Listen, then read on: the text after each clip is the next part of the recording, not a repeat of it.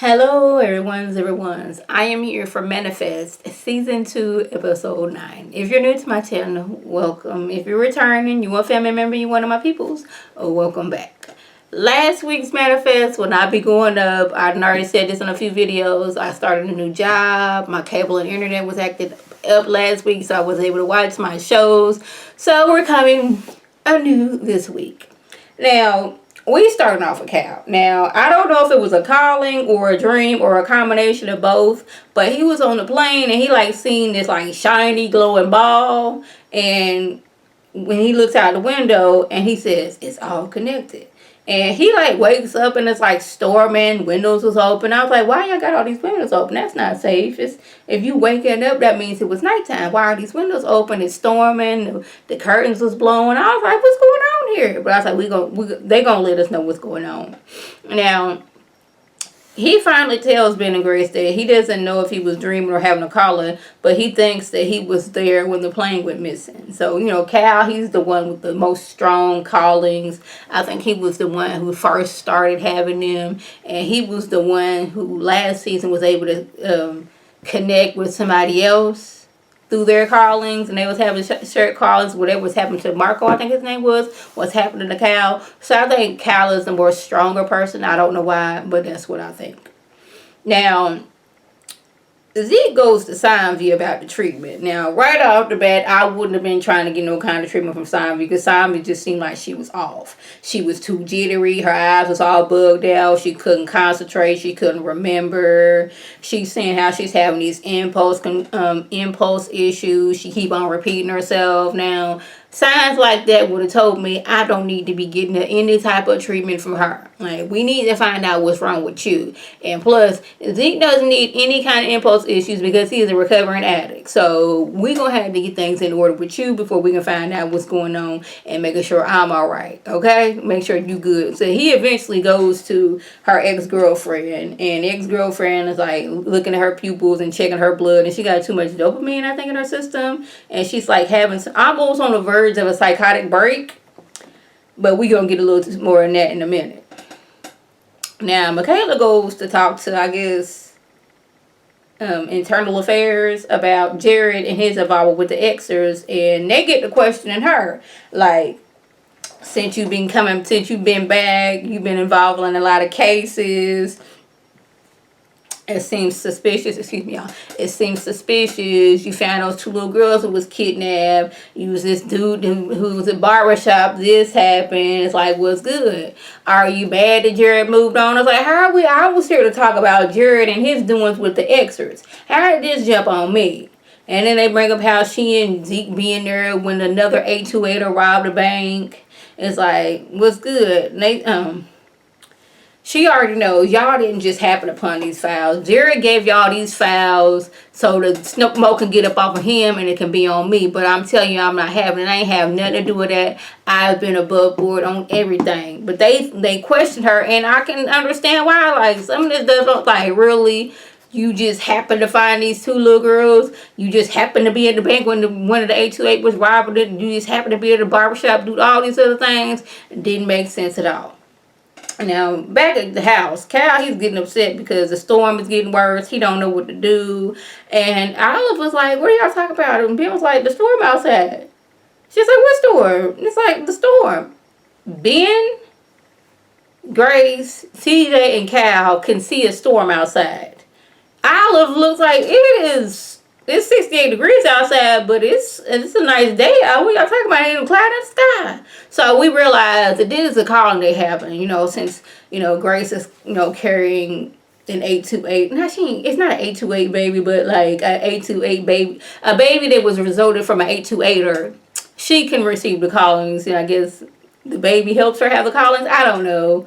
But now we got to figure out what's going on. We realize that the storm is the calling, but we got to figure out what does this calling mean. Now, the storm seems to be making them go mad. This book that they found, other returnees, they went mad on the ship. And it's making sense. Grace, she's having morning sickness, but it could be she's having seasickness. Cal, he been acting out. TJ ain't acting like himself. Ben is kind of get on nerve edge, acting all kind of off. And I was like, I don't know if it's Sanvi's treatment or is it this. Well, she's not having any callings, so I don't think it's that. But I think just having her treatment is causing her that crazy. So we don't know what's good with this. So I was like, we got to figure out what's going on and figure out fast. Now Jared goes to the head excerpt dude, since he's behind Michaela being questioned. Now, head extra dude thinks that the 828ers, that they are controlling things around them and they are dangerous because of this. I don't know how he got it into his mind that they controlling things, but you know, he just believes this to be so, and he's gonna do any and everything he can to take Michaela down, even though if Michaela's innocent or not. In his mind, she guilty. Now, back at the house, after finishing the cell, Ben, Cal, and Grace, they end up on this ship at sea, and they look up and they see the plane. And it's like, hold up. Like, well, first of all, we was in the house a second ago. Now we in the middle of the ocean on this little rickety boat, and we see a ship, and we see the plane in the air, and we see like this little red dot. Like what exactly is going on? We not really sure. Then they realize that, you know, something is off. You know, these callings and all this, something's not right. And once they get back, they realize maybe we found a way to, you know, we just have to work with the callings and not go against the callings.